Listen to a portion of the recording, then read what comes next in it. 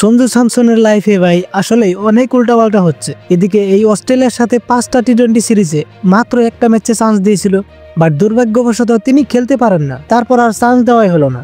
কিন্তু এদিকে আবার নতুন করে আইপিএলে যেটা আলাপ চলছে যে সে সিএসকে যাবে নাকি দিল্লি যাবে, এটা তো কনফার্ম হয়ে গেছে যে রাজস্থান রয়্যালস তাকে আর তাদের দলে রাখবেন না বা সঞ্জু স্যামসন অন্য দলের হয়ে খেলবেন বলে জানা গেছে।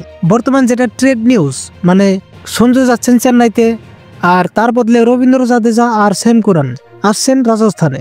যদি পুরো গল্পটা অন্যরকম হতে পারতো, কারণ বছর শুরুর দিকে স্যামসন প্রায় দিল্লি ক্যাপিটালসে ফিরে যাচ্ছিলেন, কিন্তু পরে এই নিউজ ক্যান্সেল হয়ে যায়। রাজস্থান রয়্যালস চেয়েছিল দিল্লির তরফ থেকে ক্রিস্টিয়ান স্টাফস বা পরে সামির রিজভিকে ট্রেডে অন্তর্ভুক্ত করতে, কিন্তু দিল্লি তাতে রাজি হয়নি। তো বর্তমান সঞ্জু স্যামসন সিএসকেতে গেলেও মানে আর কি অতটা ভ্যালু পাবে না, কারণ ধোনি 2026 আইপিএল খেলবেন বলে তাদের ম্যানেজমেন্ট থেকে এটা কনফার্মলি জানিয়ে দিয়েছে। তো ধোনি উইকেট কিপিং করবেন, বাকি ওপেনিংয়েও এবার ঋতুরাজ খেলবেন, লগে আয়ুষ মাত্রে এরাও খেলবেন। তো ধরে নাও সঞ্জুর ভ্যালু রাজস্থানে যেটা ছিল ওটা এখানে পাবে না।